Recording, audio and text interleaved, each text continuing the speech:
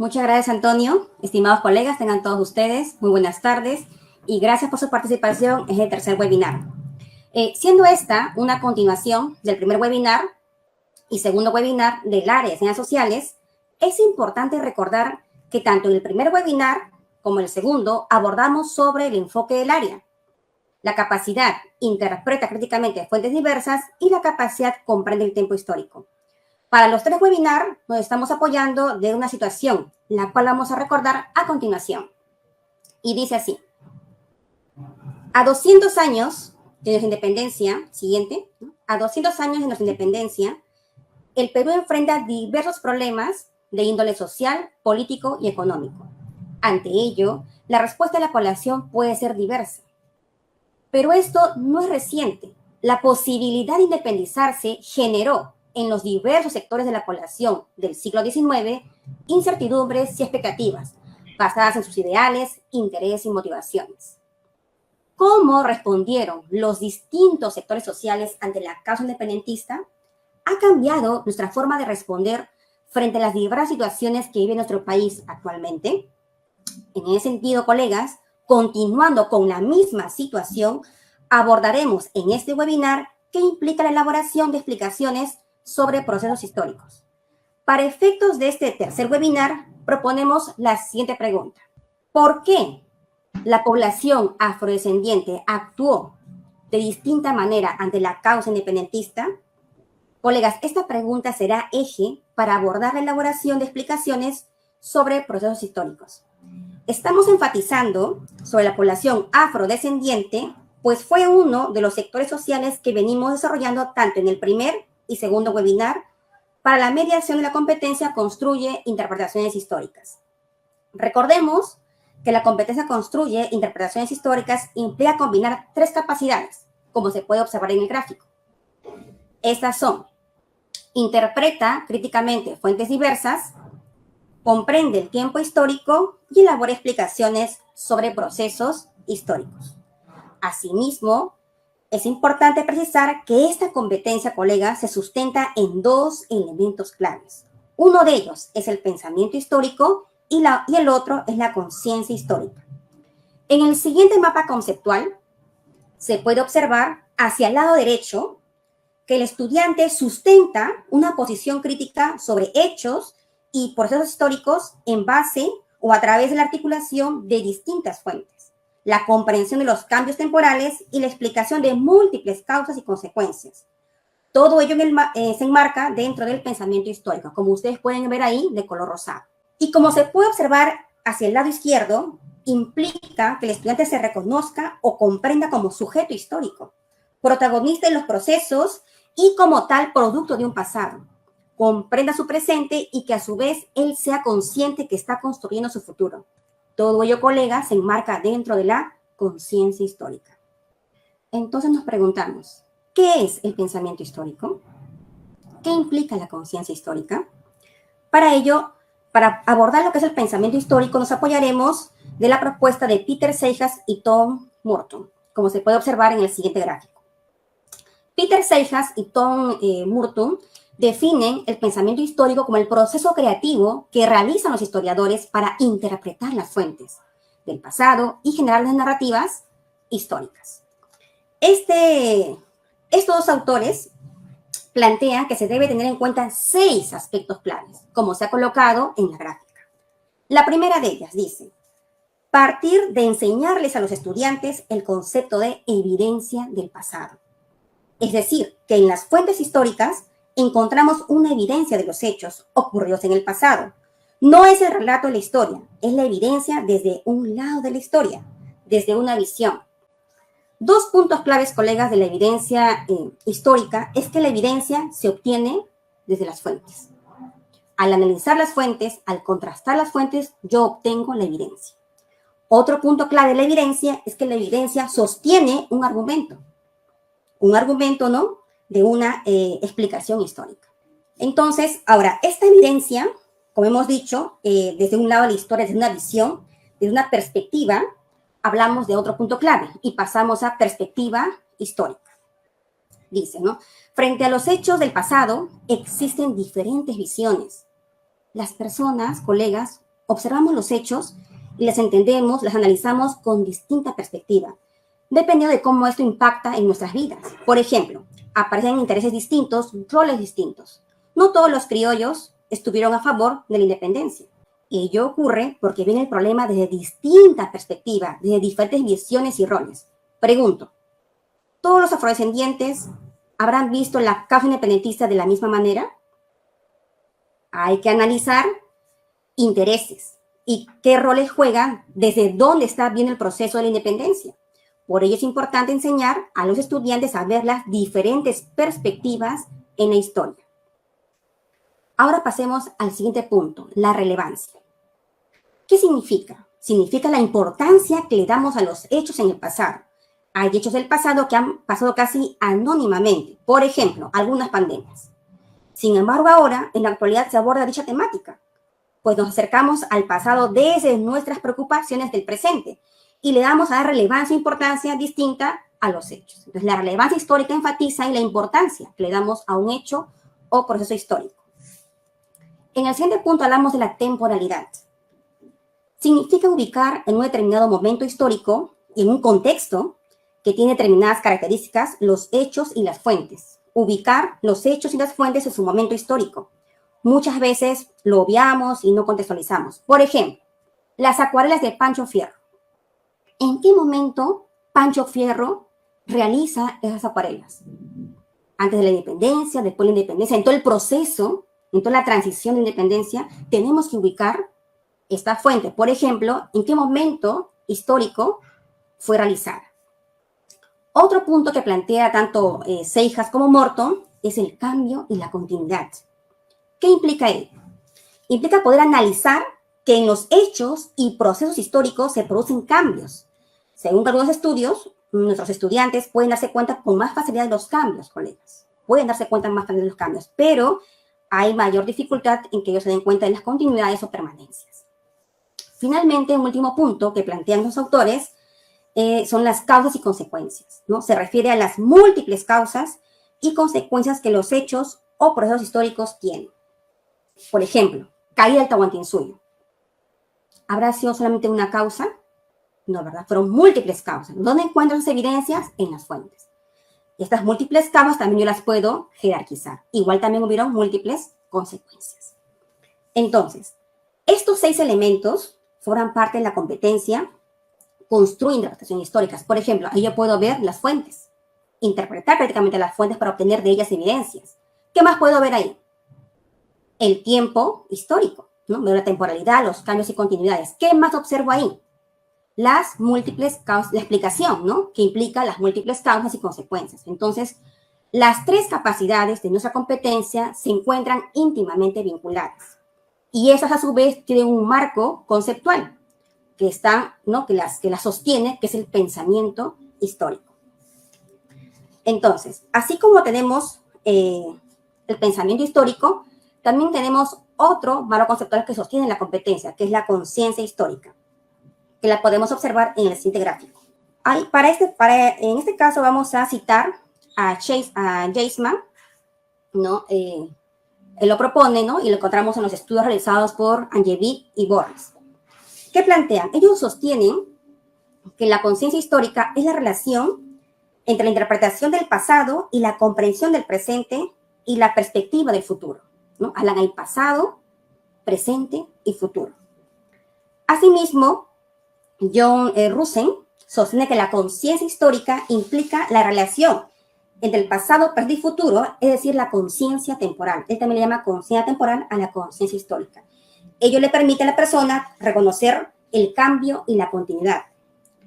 Este autor, Rusen, ¿no? A este autor le preocupa que a algunas personas, ¿no? Su conciencia histórica no les permite darse cuenta de los cambios y las continuidades, ya que el paso del tiempo genera una serie de transformaciones. Por ejemplo, cómo las sociedades se organizan o se relacionan. Existen personas que no tienen conciencia de estos cambios temporales. Entonces, para Rusen, la conciencia histórica o conciencia temporal, como le llama, va a estar marcada por la comprensión de la diferencia entre el pasado, presente y futuro. Otra idea que plantea John Rusen es la conciencia es que la conciencia histórica permite reconocer la historicidad del presente y el carácter histórico del futuro. ¿Qué quiere decir esto? Es reconocer que el presente es producto de una historia. Es poder comprender cómo se llega del pasado al presente. Asimismo, el futuro se construye ahora, colegas. Es producto de las acciones que realizan las personas, que realizamos nosotros como sujetos históricos, ¿no? Que realizamos en el presente y no es producto, colegas, del azar o de algo que ocurra de manera inesperada.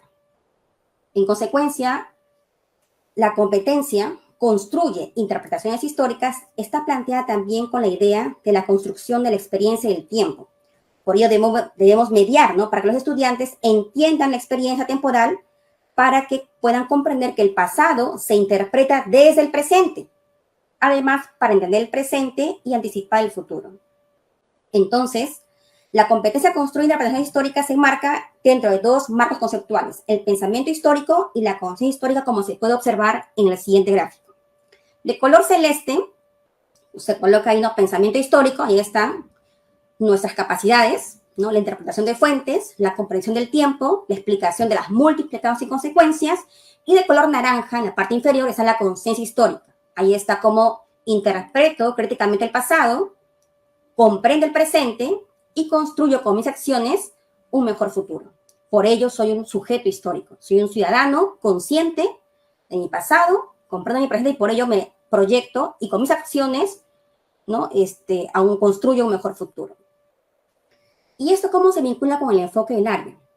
¿Cómo se vincula la competencia que tiene estos dos marcos conceptuales con el enfoque del área? Pues ahí la ciudadanía activa enfatiza en que los estudiantes se reconozcan como sujetos históricos, es decir, que tomen conciencia de que los procesos del pasado y el presente se relacionan entre sí y son los actores sociales quienes los construyen.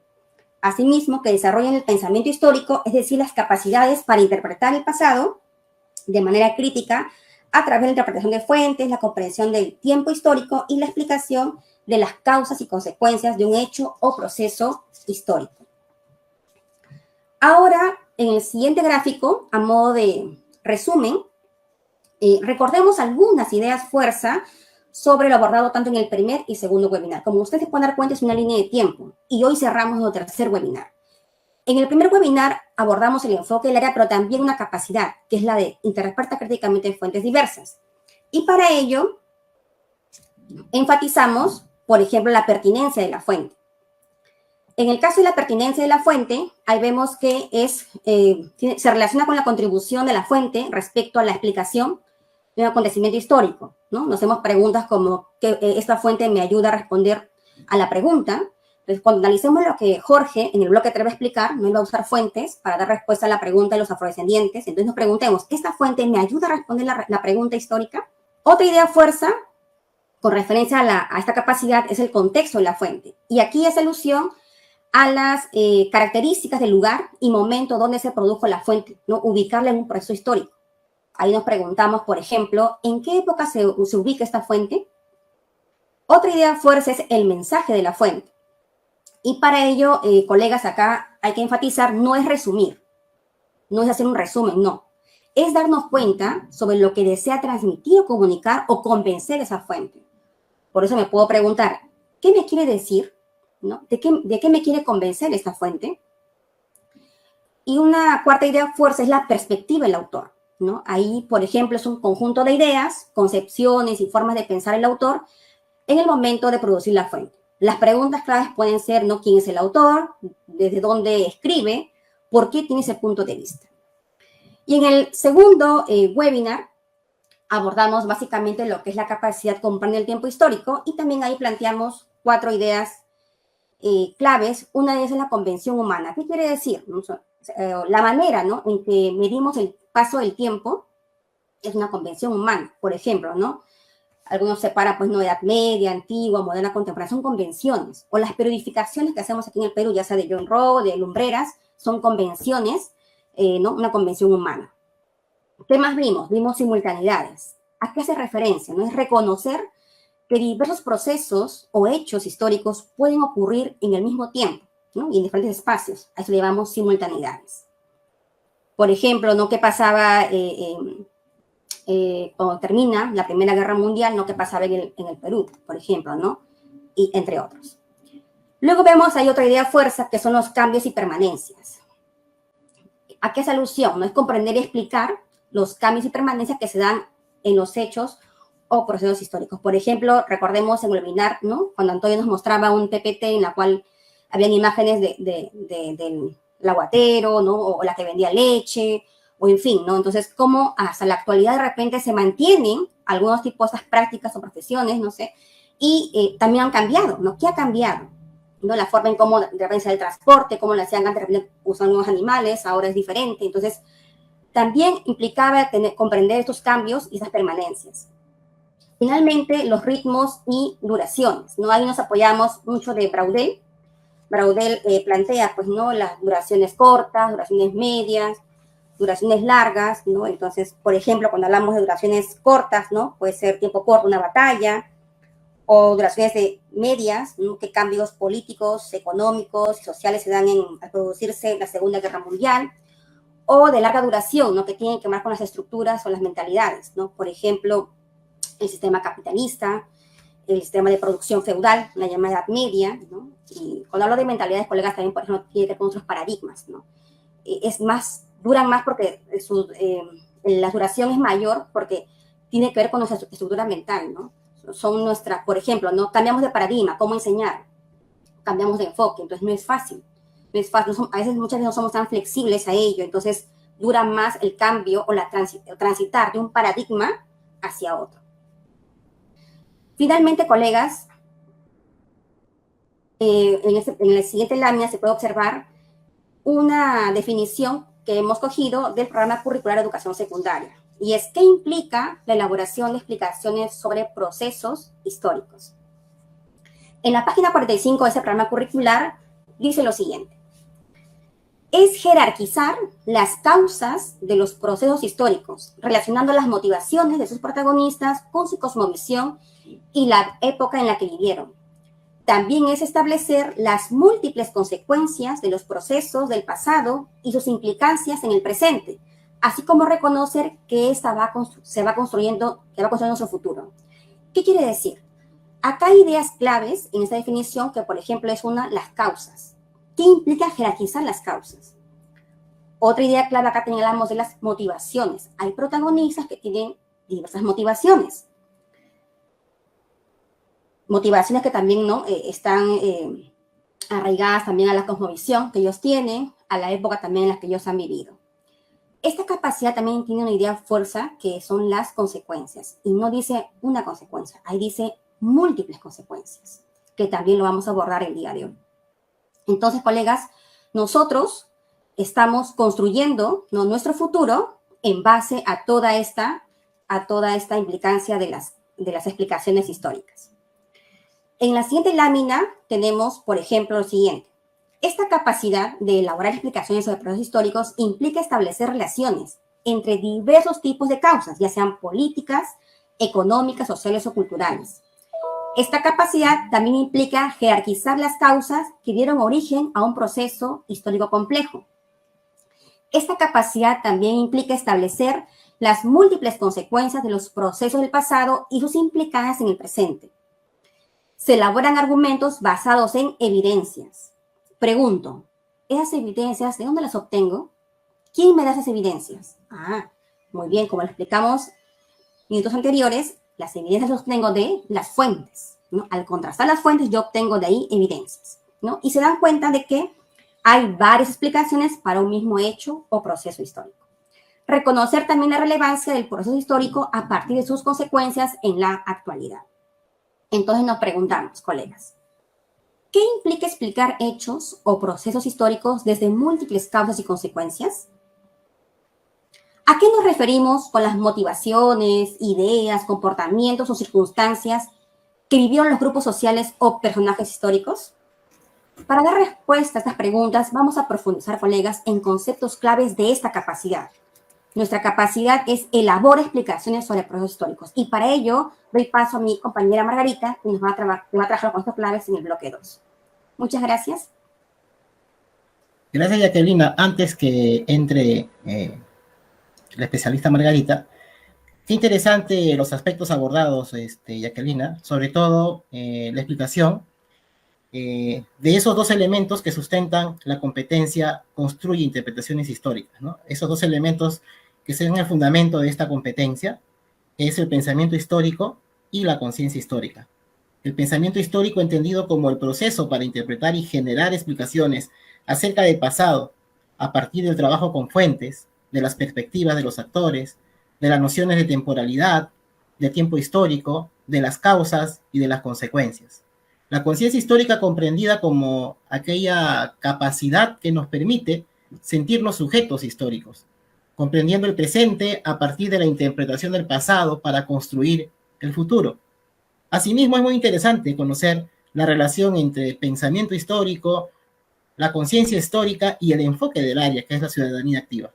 En la medida que este enfoque tiene como uno de sus pilares formar ciudadanos que se sientan sujetos históricos, responsables de la construcción del presente y del futuro a partir de interpretar el pasado.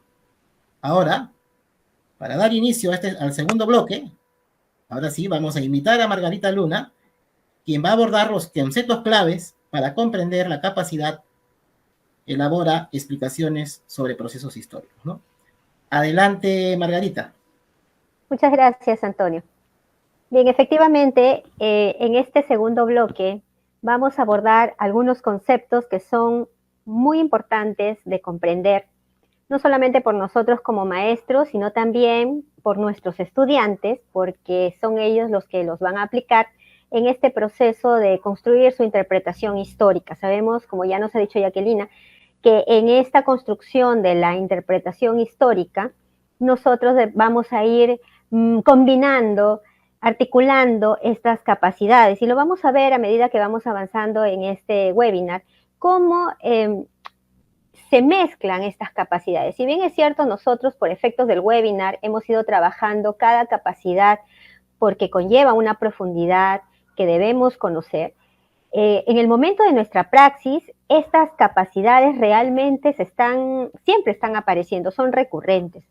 Entonces vamos a ver nuestra primera lámina con respecto a esta construcción de explicaciones históricas, ¿no? ¿Qué significa una explicación histórica? ¿A qué me refiero cuando le pido a los estudiantes que expliquen algo?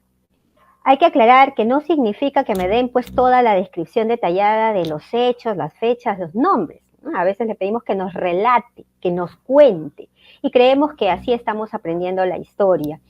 Pues recordemos que nosotros estamos en el proceso de construir una interpretación que conlleva la explicación, pero la explicación es entender que existe una multicausalidad. Es decir, ¿por qué han ocurrido los hechos o procesos históricos? ¿No? Implica también que los estudiantes vayan relacionando estas causas con las consecuencias y conocer el rol de los protagonistas dentro de todo esto. ¿Esto qué significa? Para poder comprenderlo, partimos de algunas preguntas clave que ustedes en su práctica docente deberían hacerle a los chicos, ¿no? ¿Qué debemos preguntarnos? Debemos preguntarnos, ¿por qué ocurrieron estos hechos? ¿Qué pasó, no? ¿Por qué ocurrieron? O sea, aquí estamos abordando directamente las causas. ¿Existieron otras causas? O sea, los chicos deberían entender que un hecho o proceso histórico no sucede por una sola razón, sino que existen múltiples razones de diferentes tipos. Pero así como hablamos del por qué, también debemos preguntarnos qué consecuencias o efectos produjeron estos hechos. Es decir, cómo ha impactado, qué ha generado este hecho, qué importancia tuvo, por qué es importante, cómo ha marcado este hecho lo que viene después. Pero a su vez, comprender cómo fue visto, vivido por las personas, cómo percibió este sector social esto que ocurrió, cómo lo vio el sector A, el sector B, cómo lo vio este protagonista o este otro, cómo lo vivió y lo sintió. ¿Todos lo vivieron igual? ¿No? Y mencionaban hace un momento el ejemplo de los criollos, ¿no? Los criollos frente al proceso independentista, ¿lo vieron de la misma manera? ¿Lo vivieron igual? Los afrodescendientes, los esclavos, ante la posibilidad de unirse a un ejército patriota, ¿todos vivieron de la misma manera esta disyuntiva de saber si enrolarse o no? Entonces, estas preguntas son importantes para construir la explicación histórica. Por ahí debemos partir. Siguiente lámina, por favor. Y si hablamos de estas preguntas, quiere decir que debemos trabajar con las causas y las consecuencias. Eso es lo clave en este proceso de explicación. Una de las principales dificultades que nosotros encontramos en la práctica pedagógica es que, bueno, muchos de los estudiantes del nivel secundario no diferencian todavía las causas y las consecuencias. Se confunden, eso creo que lo hemos visto siempre. Por ello es importante que comprendan estos conceptos, pero para que entiendan que algo es la causa de algo más, tienen que entender que eso debe ocurrir antes. Y aquí nos damos cuenta que necesitamos de la temporalidad. Mírenme cómo se va mezclando. Y por ello podemos recurrir a gráficos para mostrarle a nuestros estudiantes cómo un hecho ocurrió antes y eso se convierte en la causa de. Podemos recurrir a una línea de tiempo. Este grafiquito, por ejemplo, nos va a mostrar qué ocurrió primero y qué ocurrió después. Por ejemplo, aquí vemos un hecho que tiene una causa y que produce una consecuencia. ¿Y cuál es esto? Veamos. Si hablamos de la caída de Constantinopla en manos de los turcos, podemos decir, ¿qué consecuencias tuvo la caída de Constantinopla en manos de los turcos? Y ellos dirán, el bloqueo del comercio entre Oriente y Occidente. ¿Se dan cuenta? Pero a su vez yo podría decirlo de otra forma. Podría decir, bueno, ¿y cuál es la causa del bloqueo del comercio entre Oriente y Occidente? Ah, es la caída de Constantinopla en manos de los turcos. Entonces, dependiendo de cómo hago la pregunta, me lleva a encontrar la causa o la consecuencia. Pero sigo. Y a su vez, el bloqueo del comercio entre Oriente y Occidente, ¿qué produjo? ¿Qué ocasionó? Ocasionó la búsqueda de nuevas rutas de comercio. ¿Se dan cuenta? Entonces, para que los estudiantes puedan entender que un hecho, cuándo es una causa y cuándo es una consecuencia, hay que ordenarlos para que entiendan que la causa se produce antes y la consecuencia después. Y lo que vamos formando en realidad es una cadena multicausal.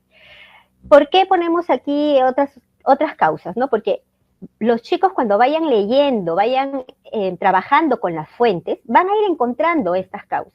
Lo que ellos tienen que hacer es ir estableciendo esta cadena multicausal y se darán cuenta que hay múltiples, ¿no? O sea, esta estamos poniendo como ejemplo, pero hay varias. Entonces, van a ir encontrando esta relación entre la causa y la consecuencia. Eso es muy importante de desarrollarlo con los estudiantes. Son ellos los que van a ir estableciendo esta cadena multicausal. Y ahí se darán cuenta de que un hecho produce una consecuencia que a su vez se convierte en causa de otra, ¿no? Inclusive esto les puede ir ya ejercitando en que se den cuenta qué tan lejanas están las consecuencias en relación al hecho. Es decir, podrían ir identificando ya las consecuencias de mediano o de largo plazo, que son las que vamos a ver más adelante. Siguiente lámina, por favor. Bien, y siempre hablamos de cuáles son los tipos de causas, ¿verdad? Entonces, aquí nosotros podemos ver que las causas las podemos clasificar según su dimensión, pero también la podemos clasificar en relación al tiempo. Y según su dimensión, podemos decir que son políticas, ¿no? Económicas, sociales, culturales. Pero para que los estudiantes puedan identificar qué tipo de causa es, primero deberían saber qué quiere decir lo político, lo económico, lo social y lo cultural. Es decir, tenemos que darles a conocer qué significan estos aspectos, estas dimensiones, porque de lo contrario, entonces no van a tener dificultades en esta identificación, en este trabajo.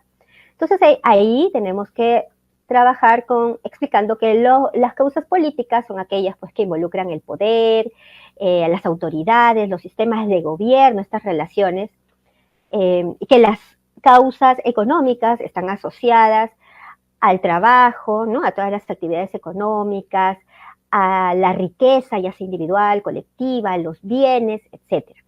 Que las causas sociales son aquellas que involucran las relaciones en la sociedad, las formas de vida de la población, estas relaciones que se forman entre la gente, ¿no? Y que las causas culturales están relacionadas a los conocimientos, a la creación humana, a las ideas, ¿no? propias de una época. Entonces, eso es lo primero que debemos trabajar con ellos.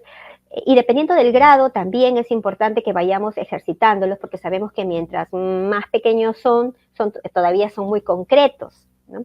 Entonces, de repente no van a entender qué significa una monarquía y lo siguen asociando con el rey, ¿no? Ellos personifican más que abstraer. Entonces, hay que ver cómo vamos haciendo esos ejercicios primero para que luego, cuando identifiquen en las fuentes, puedan decir, ah, esto es una causa política, no, esto es una cultural, etcétera. Y como es importante explicarle al estudiante qué significa cada aspecto y cómo identificar en qué categoría va cada causa que está encontrando, tenemos que guiarlos, ¿no? Poco a poco, para que puedan ir ellos ejercitándose en este proceso y más adelante les sea ya mucho más sencillo, inclusive jerarquizar.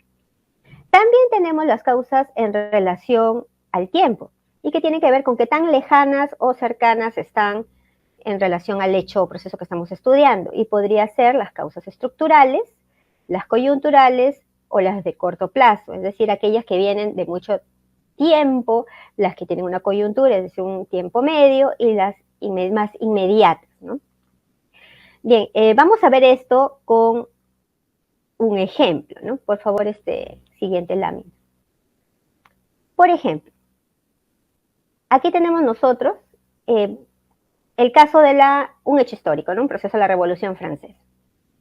Por ejemplo, tenemos nosotros aquí que los estudiantes les damos las fuentes y ellos pueden ir encontrando que, mire profesora, en Francia, previo a la Revolución, existía un régimen monárquico absolutista, ¿no? Es decir, un régimen en el cual el rey tenía todo el poder y se basaba en la divinidad, etc. Y ellos dirán, bueno, esta puede ser una causa política. Entonces ya están identificando. Pero siguen leyendo las fuentes y alguien más dice, sí, pero yo también he leído aquí que existía una sociedad muy, muy dividida, ¿no? Era una sociedad estamental en donde el 5% de la población tenía todos los privilegios, estaba exceptuado de tributar, mientras que el 95% de la población era pues sobre la cual caía todo el peso de los impuestos y que vivía en condiciones realmente de miseria. Y dirán, bueno, entonces esta es una causa social. Pero alguien más dirá, sí, pero yo también he encontrado en esta fuente que en Francia del siglo XVIII los franceses vivían una inflación muy, muy aguda y que el precio de la harina había subido pues muchísimo. ¿Y por qué es importante esto? Pues porque la harina era la materia prima del pan, que era la base de la alimentación del pueblo. Entonces ellos dirán, eso es una causa definitivamente económica, ¿no? La crisis económica. Pero seguirán leyendo y verán que también en el siglo XVIII aparece un movimiento intelectual basado en la razón por el cual se cuestionaba el orden establecido, se cuestionaba el hecho de que el poder estuviera concentrado en una sola persona, basado en la divinidad, y más bien se hablaba de la razón, ¿no? Se hablaba de la igualdad, se hablaba de un equilibrio, ¿no? De otras formas de gobierno. Y entonces ellos dirán, bueno, esa puede ser una causa también, que es la ilustración, puede ser una causa de tipo cultural, ideológica, ¿no? Este movimiento de las nuevas ideas, donde la razón te hacía cuestionar ese orden que te tenía sometido, que te tenía con una profunda desigualdad, etc. Entonces, aquí los estudiantes, nosotros les vamos a dar las fuentes o ellos van a leer y van a identificar. ¿Qué sucede? ¿Qué ha venido sucediendo? Que nosotros colocamos y les decimos, ¿no? Causas políticas son estas, tales y tales y tales. Causas sociales, causas económicas, les damos el listado y ya está, todo dicho. Pero lo que tenemos que hacer es que son ellos, son nuestros estudiantes los que tienen que ir encontrando cuáles son estas causas y ahí mismo ellos van a ir haciendo el ejercicio de pensar críticamente, decir, para mí esta es la más importante, vamos a seguir leyendo, vamos a buscar en las fuentes. Bien, siguiente, por favor. Pero también vamos a identificar estas causas en el tiempo. Y aquí, nuevamente, miren cómo sale otra vez esta cuestión de la temporalidad. La línea de tiempo o este gráfico nos ayuda nuevamente porque ellos van a reconocer qué tan distantes están estas causas y lo mismo sucede con las consecuencias. Entonces, en relación al tiempo, puede ser, vamos a partir de lo más cercano a lo más lejano. ¿Por qué razón? Porque lo inmediato, o sea, lo de corto plazo, es lo más visible, es lo más evidente, es como las personas lo sienten, lo viven en ese instante. Entonces, es a lo que generalmente es más visible. Y siguiendo con nuestro ejemplo de la Revolución Francesa, tenemos nosotros que lo más cercano fue esta escasez de alimentos y este aumento de impuestos.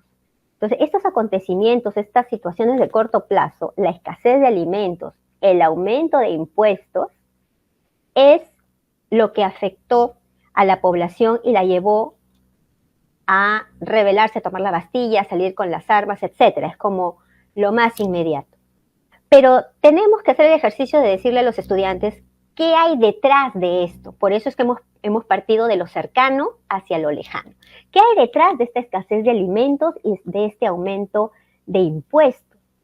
Bueno, detrás de esta escasez y de este aumento de impuestos, o sea, ¿por qué ocurrió esto? Es porque Francia vivía en un déficit fiscal, estaba endeudada, había enviado tropas para apoyar en la guerra de independencia de las 13 colonias en Norteamérica. Entonces, tenía un déficit fiscal que para solucionarse, lo que se hizo fue aumentar los impuestos, ¿no? Entonces, ahí tenemos nosotros una causa de mediano plazo, que es una causa más coyuntural, ¿no? La de coyuntura, por eso son las causas coyunturales. Pero también tenemos que existir este movimiento que hemos mencionado, que es la Ilustración, que también es una causa coyuntural que crea todas estas condiciones para que el descontento popular desborde y lleve a la revolución. Pero ¿qué hay detrás de todo esto? ¿Por qué surgen estas nuevas ideas?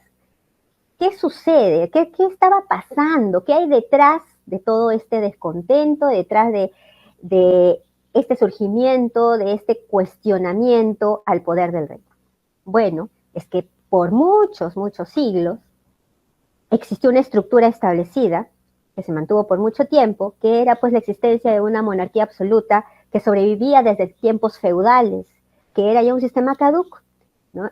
Y que va minando poco a poco, porque las causas estructurales son aquellas de largo plazo que van minando la situación hasta que llega un momento en que estalla todo.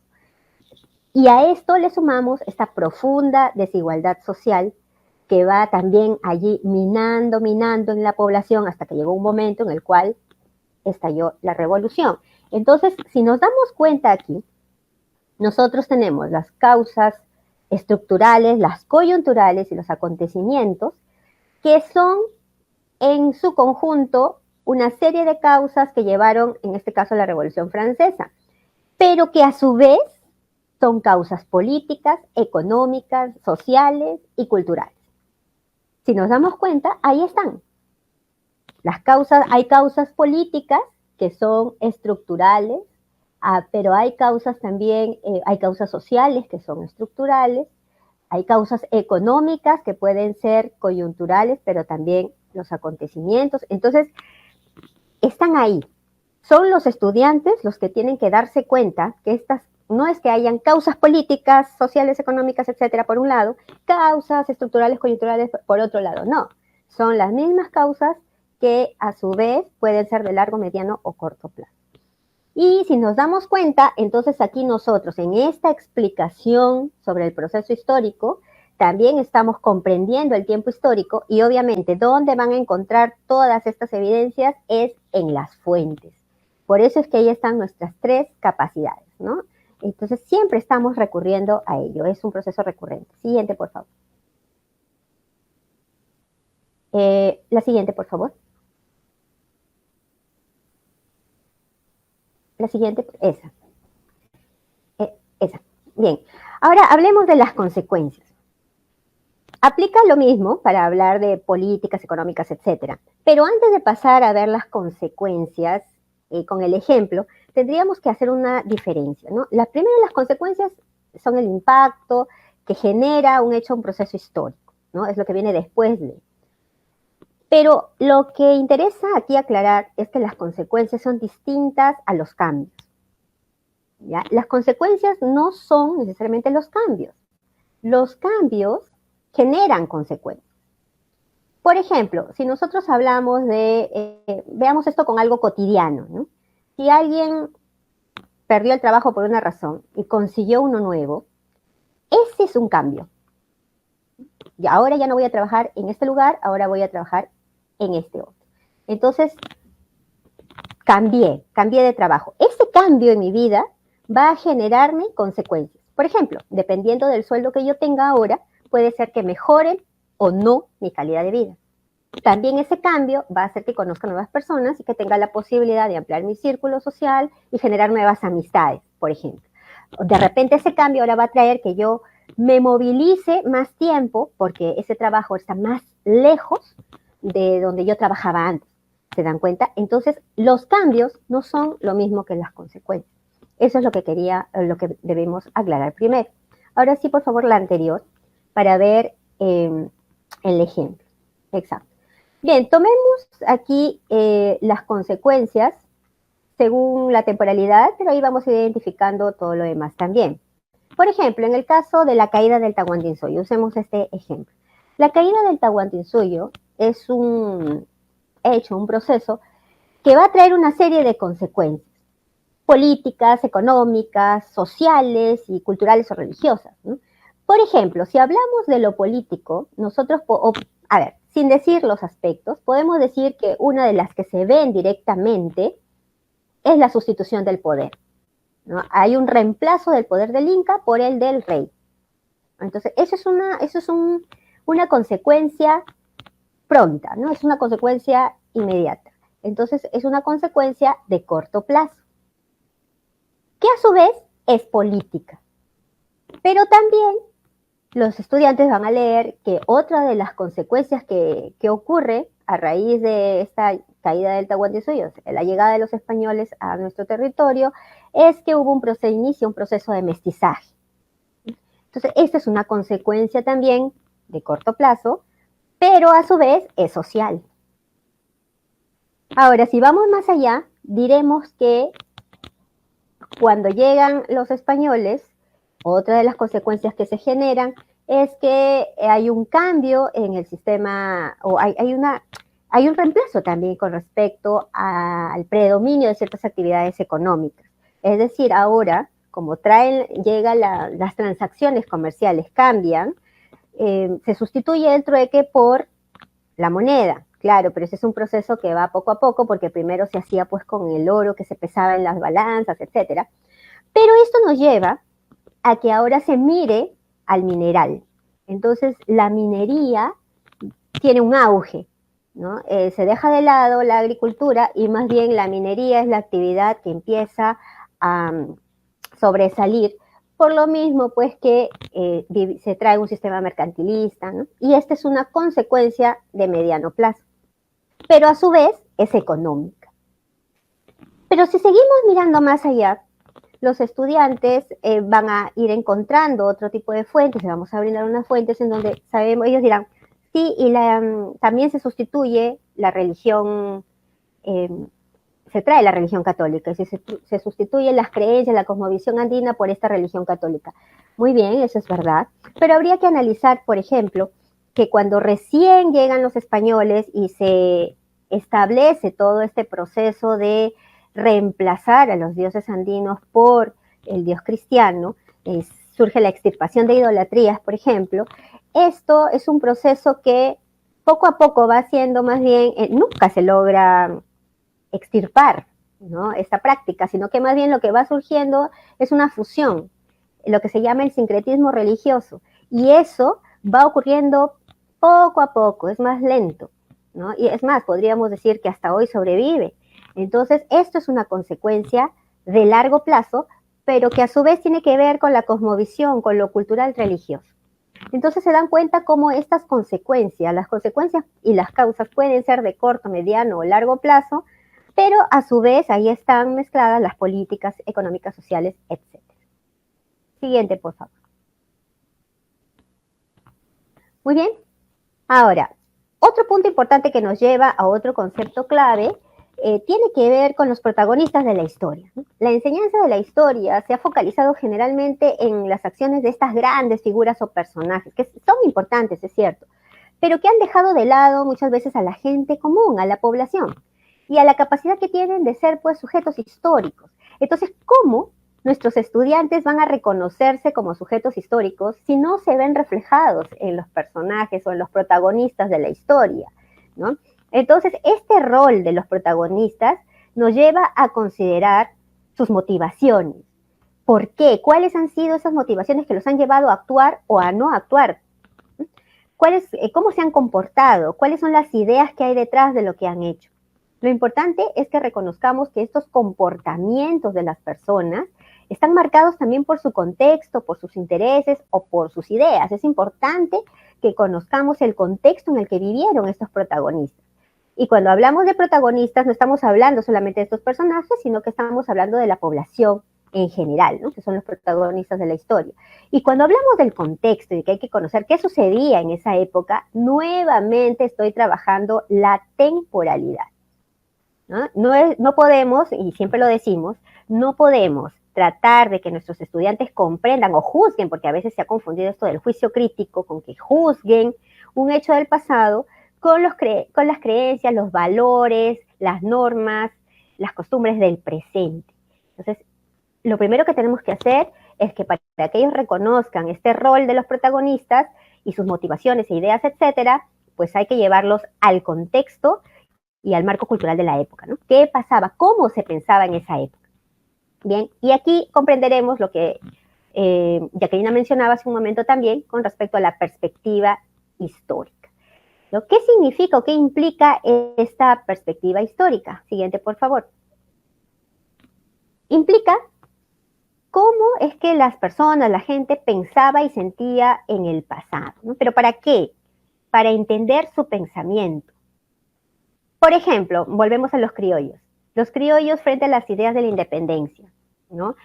No todos los criollos de repente pensaron igual, o si queremos comparar, los mestizos pensaron o reaccionaron o tenían las mismas motivaciones respecto a los criollos. ¿Qué pasaba con ellos en esa época y por qué? ¿Por qué lanzaron estas ideas de libertad? ¿No? Ahora, no es tampoco, o sea, es comprender lo que pensaban, comprender qué se vivía en la época, pero no es tampoco para identificarse con ellos. No es para juzgarlos como que si eran buenos o eran malos, ¿no? Sino es para entender más bien las razones por las que actuaron de la forma en que lo hicieron, o las razones por las que no hicieron nada también, sus omisiones. Eso es lo importante. Por ejemplo, si nosotros, los chicos a veces pueden decir qué malos eran en la época colonial, ¿cómo es posible que haya habido esclavitud? Pero tenemos que llevarlos al contexto. En esa época, la esclavitud era una práctica aceptada, ¿no? Entonces, tenemos que entender eso para comprender las razones.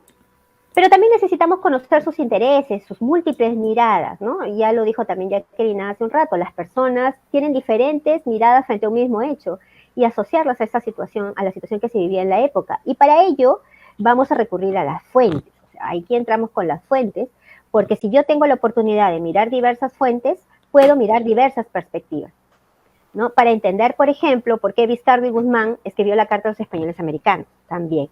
¿Será que Vizcarra y Guzmán hubiera escrito lo mismo si no lo hubieran expulsado de América en la expulsión de los jesuitas? Nos preguntamos, ¿no? Y así como esos, muchos ejemplos pueden surgir. Dentro de esto, entonces, es importante que conozcamos la idea de estos sujetos históricos, la idea de estos personajes, porque las ideas son las que más se resisten al cambio. Por ello es importante conocerlas para comprender el rol de estos protagonistas.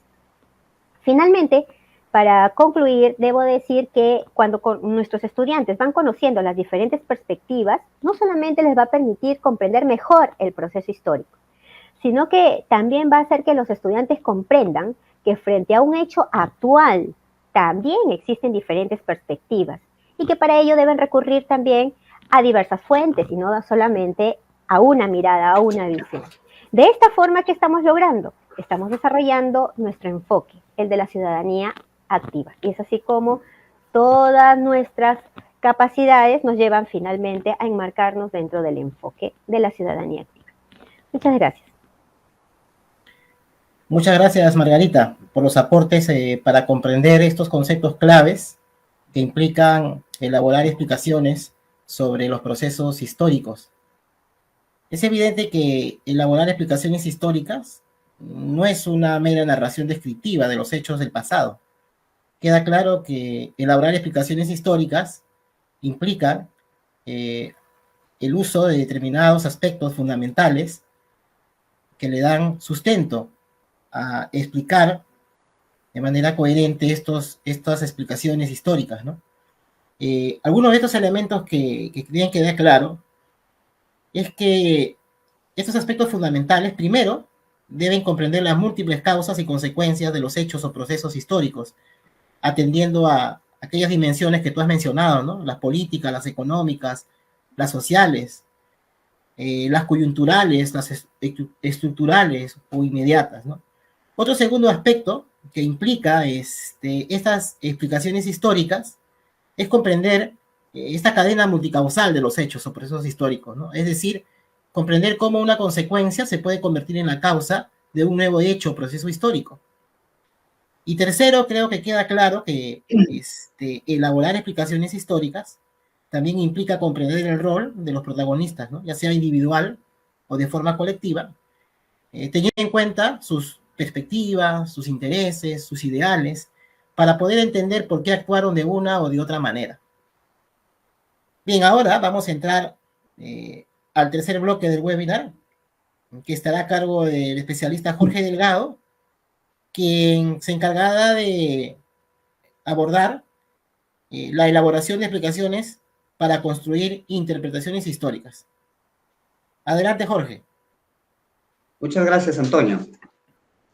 Bien, ya teniendo el marco de lo que implica la movilización de esta capacidad y la capacidad también de interpreta críticamente fuentes diversas y comprende el tiempo histórico, todo esto dentro del pensamiento histórico, es necesario reconocer que las fuentes son elementos importantes tanto para la elaboración de explicaciones, para construir interpretaciones históricas, tanto para comprender el mismo tiempo histórico y para que nuestro estudiante pueda asumir la posición ante una pregunta o preguntas que plantee un problema histórico. En este sentido, es importante recordar lo que se presentó al inicio del webinar para hacer más práctica esta parte de nuestra exposición, de que a los 200 años de nuestra independencia, el Perú enfrenta diversos problemas de índole social, político y económico. Ante ello, la respuesta de la población es diversa. Pero esto no es reciente. La posibilidad de independizarse generó en los diversos sectores de la población del siglo XIX incertidumbres y expectativas, basadas en sus ideales, intereses y motivaciones. Esta situación en realidad nos ha permitido plantearnos la gran pregunta, que lo venimos analizando ya desde el primer webinar, ¿no? El cómo respondieron los distintos sectores sociales ante la causa independentista, ¿no? A modo de ejercicio para este webinar vamos a tomar la población afrodescendiente. Sin embargo, cada docente en su planificación puede también tener pensado el abordar, por ejemplo, los criollos, ¿no? Abordar también la clase social realista, de tal manera de que pueda ver los distintos sectores sociales y pueda abordar esta gran pregunta que finalmente ayude a comprender la situación que se ha planteado. Entonces, la pregunta que nos hemos planteado para este webinar y para el cual vamos a utilizar algunas fuentes que nos permita reconocer las características de la capacidad elabora explicaciones sobre procesos históricos es la siguiente. ¿Por qué la población afrodescendiente actuó de distinta manera ante la causa independentista?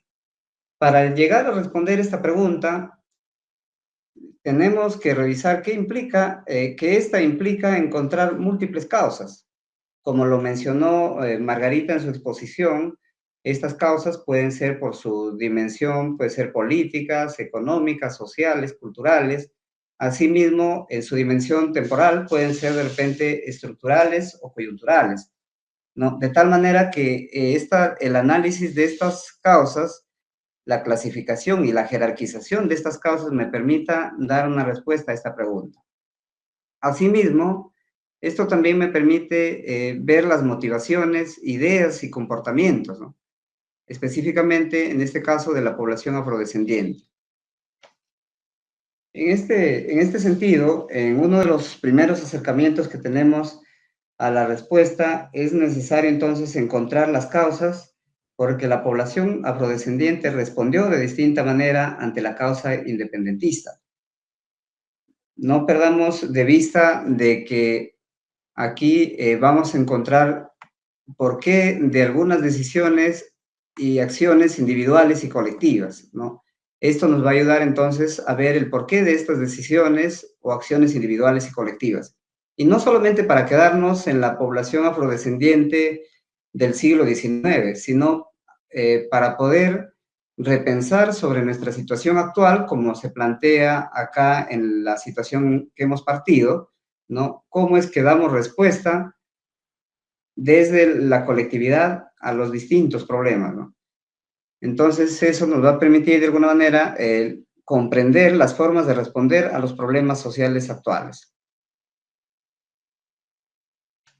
Bien, es importante tener en cuenta en este contexto, como parte del abordaje de la pregunta que nos hemos planteado en este webinar, que vamos a recurrir a distintas fuentes, como las que nos presentan, por ejemplo, Jesús Cosamalón. Tenemos también, en relación a la pregunta sobre la población afrodescendiente, a Maribela Relucea.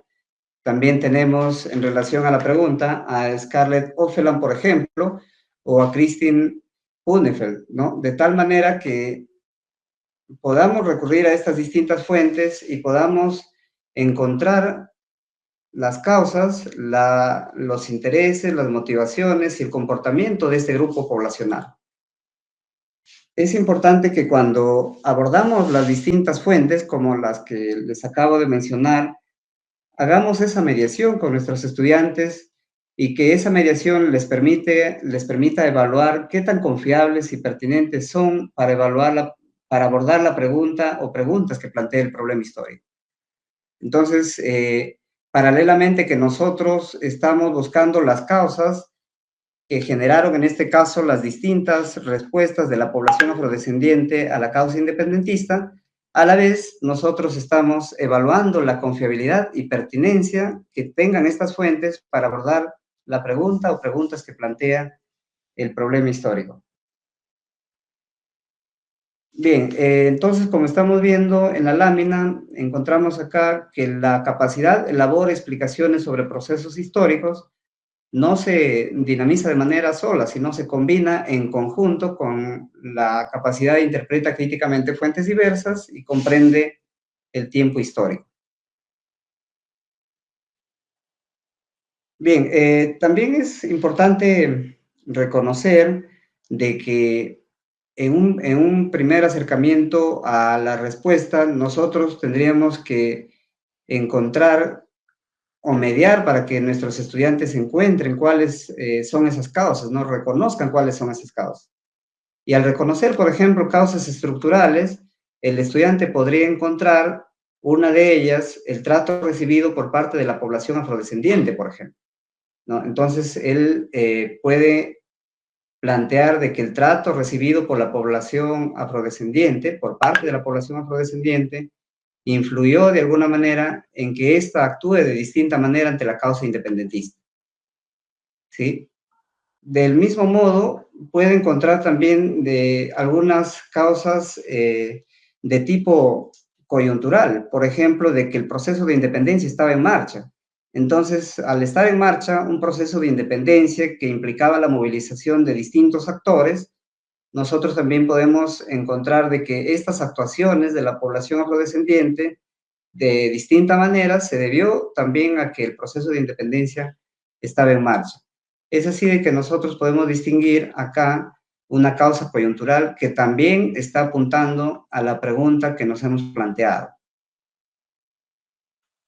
Al mismo tiempo, nosotros podemos trabajar a partir de las fuentes lo que son las motivaciones, los comportamientos las distintas ideas, y todos estos en determinadas circunstancias. Por ejemplo, algunos de manera voluntaria o condicionada apostaron por la monarquía, o otras por el liberalismo de repente, ¿no? Entonces, en estas circunstancias del proceso de independencia, se movilizan las distintas ideas, se generan distintos comportamientos. Vamos a ver nosotros en las fuentes de que algunos esclavos domésticos o algunos que trabajaban en las haciendas, por ejemplo, optaban por huir ante la incertidumbre de lo que se estaba dando en el proceso de independencia.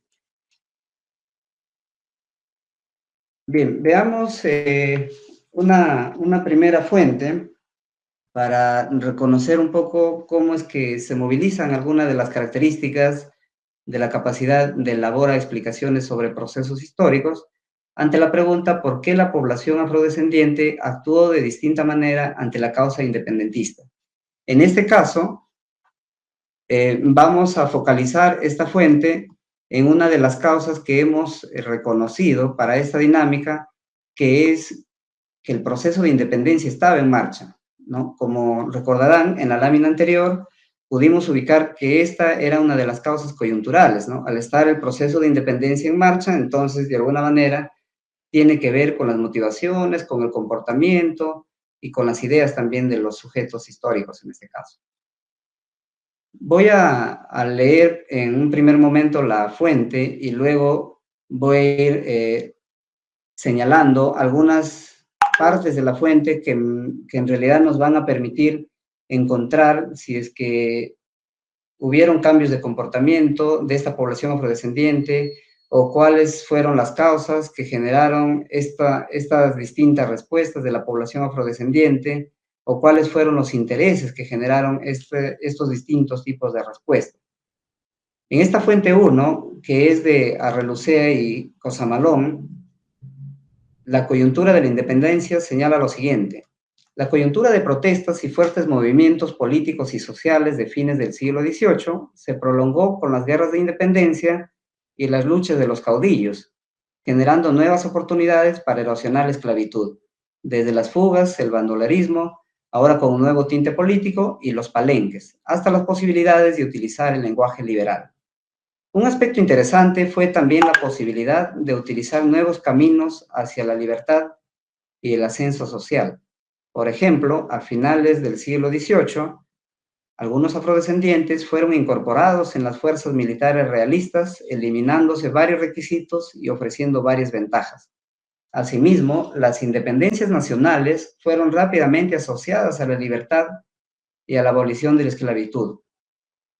Pertenecer a las filas de cualquiera de los bandos tuvo varias ventajas, como el fuero militar, ejercer cierto grado de autoridad, movilidad territorial, ingresos, salario y derecho consensuado a los saqueos y prestigio. Las 2/3 partes del ejército de San Martín fueron afrodescendientes. A partir de esta fuente, entonces, podemos reconocer al menos dos aspectos. Uno, nos permite ver desde la fuente la coyuntura de la independencia como causa de las diferentes respuestas de la población afrodescendiente ante la independencia. Explícitamente, como pueden ver ustedes, acá en la fuente se expone de que la coyuntura de protestas y fuertes movimientos políticos y sociales de fines del siglo XVIII se prolongó con las guerras de independencia y la lucha de los caudillos. Justamente esta coyuntura es la que genera nuevas oportunidades para erosionar la esclavitud. Acá en la fuente nos presenta, por ejemplo, desde fugas, el bandolerismo, en este caso con un nuevo tinte político, según lo que plantean los autores, los palenques y hasta las posibilidades de utilizar el lenguaje liberal, ¿no? Entonces, esta parte justamente de la fuente nos ayuda a ver en esta coyuntura en la cual se encontraba nuestro país, qué cosa se fue generando, ¿no? Acá vemos nosotros, por ejemplo, las fugas, el bandolerismo o los palenques y sus características en ese momento implicaban de repente nuevas formas de comportamiento, ¿no? Y justamente eso es porque se vienen dando estos movimientos políticos y sociales. Asimismo, otro de los elementos que nos aporta la fuente, una segunda idea, es que ante las disposiciones emitidas por los líderes patriotas o realistas, algunos afrodescendientes tenían la posibilidad de alcanzar su libertad, salarios y cierto prestigio. Esto permitiría ver al estudiante ciertas motivaciones que llevaron a los afrodescendientes a enrolarse en los ejércitos patriotas o realistas, ¿no? Aquí en la fuente podemos ver entonces de que ciertas disposiciones de alguna manera contribuyeron a que ciertos grupos puedan tomar ciertas decisiones, ¿no? Como en el caso de los afrodescendientes. En este caso, por ejemplo, nos señala caminos hacia la libertad y el ascenso social, ¿no? Nos señala la fuente, por ejemplo, a finales del siglo XVIII fueron incorporados en las fuerzas militares realistas, eliminándose varios requisitos y ofreciendo ventajas, ¿no? Entonces, desde los dos bandos, tanto realistas y los independentistas, de alguna manera se presentaron con una determinada oferta, ¿no? Y esta oferta, que como lo señala la fuente, pudo ser la libertad o el ascenso social, podemos ver de que puede influir de alguna manera en el comportamiento de esta población afrodescendiente, ¿no? Entonces, mire, nos damos cuenta que a partir de ello la fuente va a permitir al estudiante de alguna manera consolidar su posición que está tomando ante la pregunta, o quizá hacer la discusión de esa postura que él ha tomado, ¿no? Pero aprovechando justamente las distintas ideas que le da la fuente, las posturas en este caso de los autores, ¿no? En relación a las motivaciones, a los comportamientos, a los intereses. Además, en esta siguiente lámina también les quiero mostrar que nuestra capacidad de elaborar explicaciones sobre procesos históricos no se moviliza sola, sino se moviliza de manera combinada con el interpretar críticamente fuentes diversas y comprender el tiempo histórico, ¿no? Este ejercicio que estamos haciendo justamente nos da cuenta de que gracias al contacto que se tiene con las fuentes, nosotros podemos encontrar allí las causas, las consecuencias, las motivaciones, los intereses y el comportamiento incluso, en este caso, de la población afrodescendiente ante la causa independentista, ¿no? Siempre es necesario entonces de que nosotros promovamos o mediemos la evaluación de la fuente, ¿no? En este caso son válidas preguntas como decirle, ¿es confiable la fuente que estoy usando para abordar la pregunta? Entonces, me va a llevar a dos elementos importantes: la pertinencia en cuanto al contenido y la confiabilidad por los autores, ¿no? En la confiabilidad por los autores, por ejemplo, encontramos de que la fuente anterior, al ser escrita por Maribela Relucea, por ejemplo, la historiadora, que es especialista en historia social colonial, en temas de esclavitud y protesta social.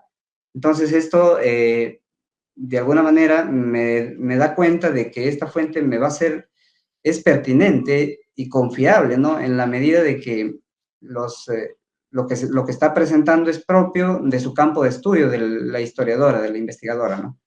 También en el mismo trabajo alimenta más aún la presencia del historiador Jesús Cosamalón, ¿no? Cuyo campo de interés ha sido el estudio de grupos sociales, entre ellos la población afrodescendiente y la historia de América colonial y republicana. Entonces nos vamos dando cuenta de que cuando movilizamos la capacidad de elaboración de explicaciones sobre procesos históricos, a la vez estamos interpretando críticamente fuentes diversas y comprendiendo el tiempo histórico. Ahora, en una segunda fuente que les queremos presentar, también vamos a ver la causa del trato recibido por la población afrodescendiente desde el Perú colonial. Como lo mencionamos en una lámina anterior, esta sería una causa estructural, en la medida de que está hablando del trato, ¿no? Del trato recibido por esta población, no solamente en el tiempo de la independencia, sino desde el Perú colonial incluso, ¿no? Que es otra etapa de la historia de nuestro país. Entonces, también es importante tener en claro, cuando nosotros trabajamos con nuestros estudiantes, los conceptos que vamos a utilizar, ¿no? Acá, por ejemplo, estamos haciendo referencia como causa al trato recibido, ¿no? No estamos indicando el trato inadecuado o el trato adecuado. Esa posición le corresponde asumir al estudiante, ¿no? Él asumirá de repente una posición de que el trato inadecuado recibido por parte de la población afrodescendiente fue causa para que ésta responda de distinta manera ante la causa independentista, por ejemplo. Entonces, eso es importante también trabajarlo con los estudiantes a fin de que cuando nosotros presentamos las fuentes, tratemos de que los que asuman la posición sean nuestros estudiantes, no nosotros, ¿no? Nosotros tenemos que mantenerse neutrales en cuanto a la mediación para el desarrollo de la competencia de construir interpretaciones históricas. En esta fuente 2, entonces, vamos a ver algo relacionado con el trato, ¿no? Por parte de la población afrodescendiente, en relación a los esclavos negros, de acuerdo a las memorias de Miller, escrito por Scarlett O'Fellan. Señala lo siguiente: habiendo estado Miller en Río de la Plata y Chile, antes de llegar al Perú, estuvo en condiciones de comparar el trato que se les daba a los esclavos en estos diferentes lugares, llegando a la conclusión que donde se les trataba con mayor rigor y exceso era en los grandes plantíos de azúcar y viñas de la costa peruana, ya que se les encerraba como carneros en galpones o barracones, cercados por una alta tapia para evitar que se fugaran. El acercamiento que tuvo Guillermo Miller con los sectores populares durante el proceso de independencia es notable. No solo fue próximo al batallón número 8 de negros criollos, sino también tuvo cercanía con las guerrillas y montoneras que apoyaron sus incursiones, sobre todo en la sierra, ¿no? Entonces, acá en esta fuente podemos reconocer dos elementos que permiten movilizar la capacidad, elabora explicaciones sobre procesos históricos. En relación a la causa, la historiadora Scarlett, a partir de las memorias de Guillermo Miller, muestra por un lado el trato inadecuado que recibió por los esclavos en el virreinato peruano en relación a los virreinatos de Río de la Plata y la Capitanía General de Chile, ¿no? Entonces, esto lo podemos visualizar acá, ¿no? Explícitamente en la fuente dice, ¿no? Se trataba con mayor rigor y exceso. Era en los grandes plantíos de azúcar y viñas de la costa peruana, ¿no? En relación al trato recibido por los esclavos en el virreinato peruano. Sí, es importante tener en cuenta esta parte porque justamente le va a servir al estudiante para analizar esta causa que nosotros hemos seleccionado. Otro de los elementos que se puede también encontrar a partir de esta fuente es en relación a las motivaciones.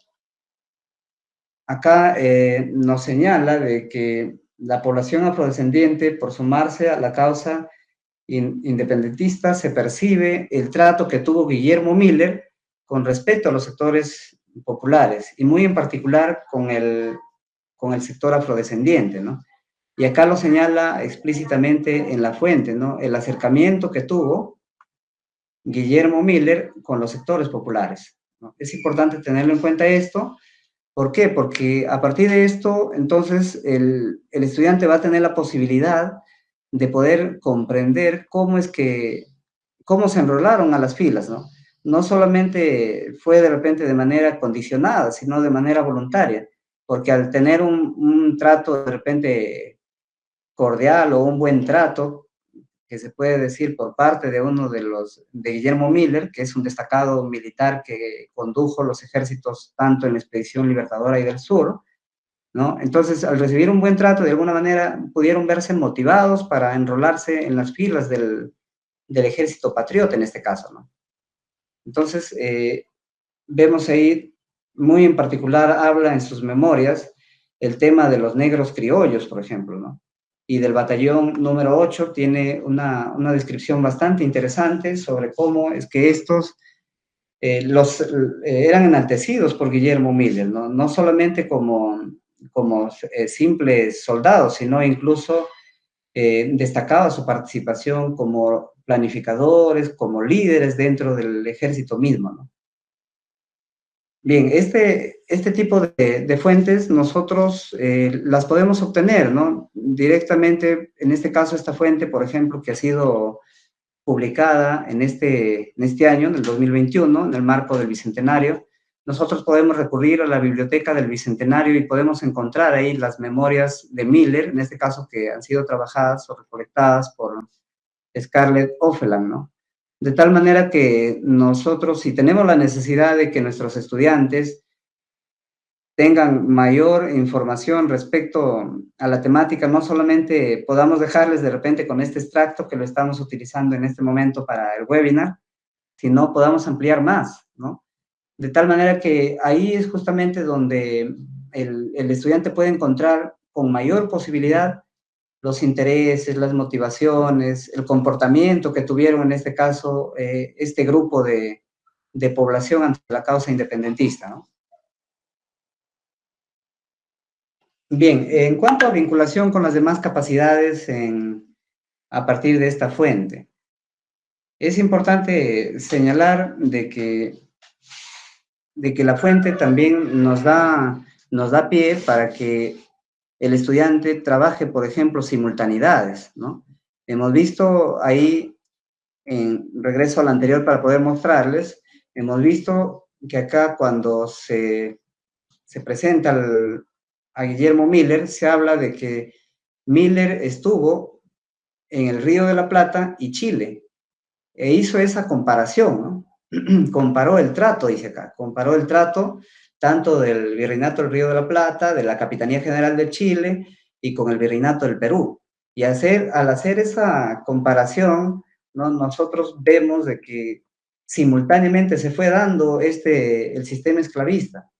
Sin embargo, según estas memorias, el trato inadecuado y el trato más duro que se le dio de repente a esta población fue en el Perú, ¿no? Entonces, acá podemos trabajar, por ejemplo, la comprensión del tiempo histórico, a la vez que estamos movilizando la elaboración de explicaciones sobre procesos históricos, se está comprendiendo el tiempo histórico e interpretando críticamente la fuente, ya que esta nos está sirviendo de alguna manera para poder trabajar todo este proceso. Y a la vez también en el marco de la elaboración de explicaciones históricas, nosotros ahí podemos, como docentes, estar mediando ya la jerarquización de causas, ¿no? Es decir, ir viendo que el estudiante vaya encontrando a partir del contacto con estas fuentes cuál es la causa en realidad que le ayudaría a tomar esa posición. De repente va a quedar él con una de las causas de que el trato inadecuado hacia la población afrodescendiente desde los inicios del Perú colonial, ¿no? Influyeron en la diversa reacción ante la causa independentista. O de repente van a asumir una posición de que el proceso mismo de la independencia fue el que generó diversas respuestas por parte de la población afrodescendiente, ¿no? Entonces, todo eso podemos ir trabajando en este contexto. Bien, vamos a trabajar esta última fuente, les quiero compartir para ir cerrando, ¿sí? Sobre el proceso de independencia en marcha, ¿no? Acá es un informe, una parte de un informe presentado por el comisionado Juan Delgado al secretario de Guerra y Marina Bernardo Monteagudo, luego de la visita al partido de Sayán.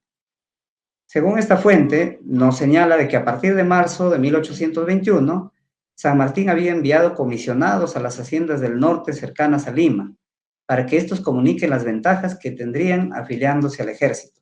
La lectura de la proclama y la acción de convencimiento deberían de ser realizadas por los comisionados sin presencia de los amos. Los resultados fueron variados.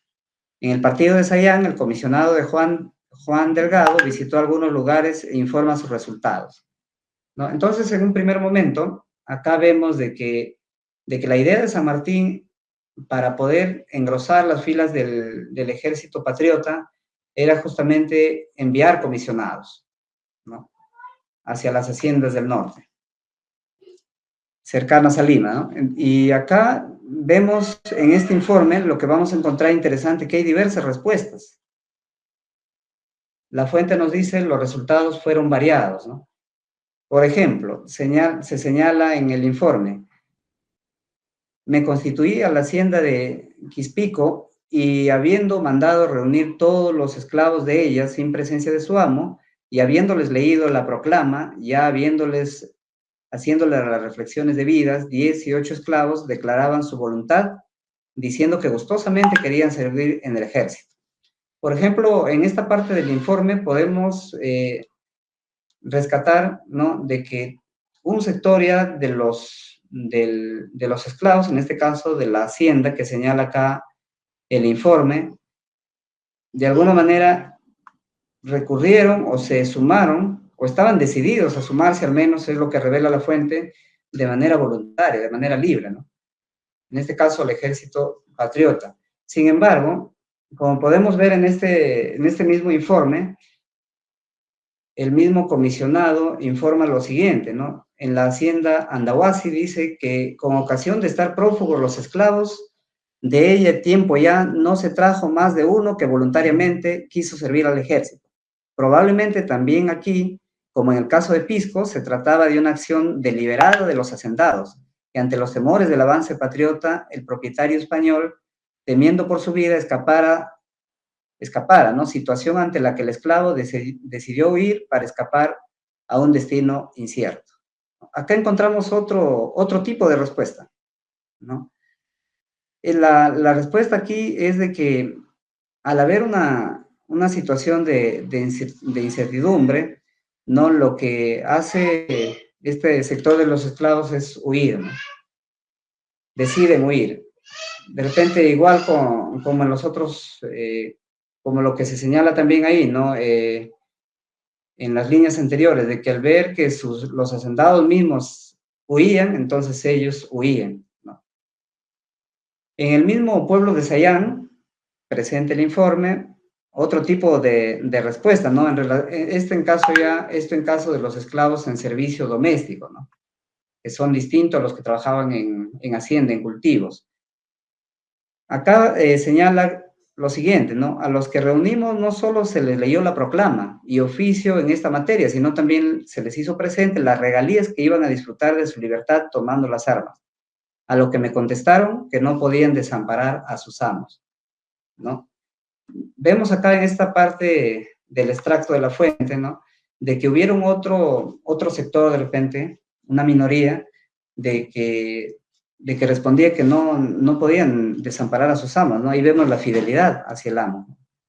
Entonces, todo este tipo de respuestas que podemos encontrar en esta fuente, si nos damos cuenta de la riqueza que puede tener una fuente y cómo lo podemos aprovechar para movilizar nuestra capacidad de elaborar explicaciones sobre procesos históricos y a la vez comprender el tiempo histórico, ¿no? Con este ejercicio, que en realidad nos queda corto, que ustedes seguro cada uno lo van a seguir haciendo también, y de repente no quedarse con estos extractos, sino poder compartir con sus estudiantes de repente diversos extractos y encontrar estas ricas respuestas en relación a por qué la población afrodescendiente actuó de distinta manera ante la causa independentista en este caso. Y ya ustedes de repente con las distintas preguntas que salgan ahí. Muchas gracias.